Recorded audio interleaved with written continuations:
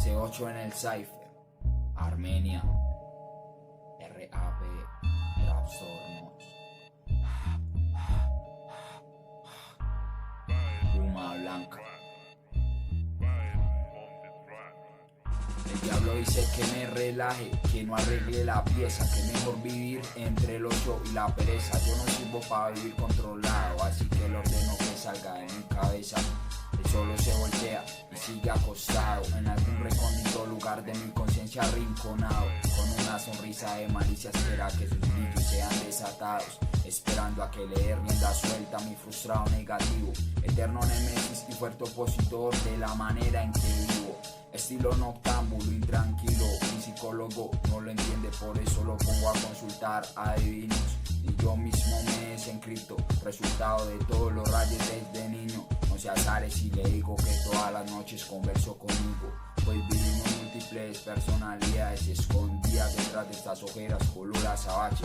Sin antifaces, mi super yo comienza a manifestarse como el genio de la lámpara. Cuando el lápiz y el papel inician a frotarse entre conticinios, se empieza a notar el desgaste físico y también mental. Quizás por eso en las horas diurnas no me logro concentrar en otra cosa que no sea el rap, mientras mi madre no para de preguntar que qué es lo que me estoy metiendo. Yo solo me río mientras le pido a Dios que me permita conciliar de nuevo el sueño.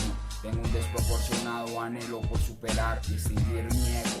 Luego me doy cuenta de que no lo puedo hacer, ya que solo soy un ser humano montado en un carrusel de indecisiones, muy viviendo y muy cruel. Las contradicciones no permiten satisfacer mi insistente deseo por conocer la absoluta verdad. Más de uno solo se la inventa y empieza a monetizar, se empiezan a lucrar de la infinita ignorancia que desde siempre ha tenido su morada sobre las masas.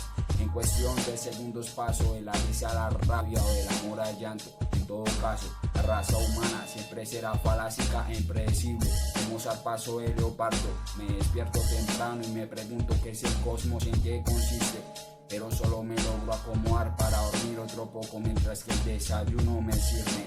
Al rato me levanto antes de que vengan y me griten. No lamento haberme desvelado, aunque me cueste tanto no dejar la cabeza dentro del plato. Los buenos días de mi hermana se oyen como en un lugar muy lejano. Yo solo sonrío con cara de zombie y digo RAP, objetivo logrado, ajá.